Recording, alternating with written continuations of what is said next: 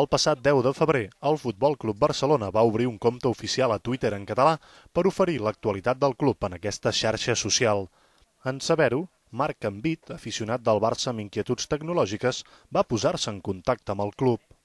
Em va semblar que el més adequat era que gent professional en aquest sentit doncs, ho fes servir, no? I que continuessin ells la feina i que la continuessin millor del que jo la podia fer, dedicant-hi més estones, ara sí de manera més professional, si tu vols, no? Una cosa així. No? Em va semblar el més adequat, és a dir, em semblava que era que seguir-ho d'alguna manera i que hi haguessin dos tuiters del Barça, un d'oficial i un de no oficial, no tenia massa sentit, en particular si el no oficial, diguéssim el que portava jo, tenia més seguidors fins i tot que l'altre. Durant molts mesos, en Marc ha omplert el buit blaugrana que existia en aquesta potent eina de la web 2.0.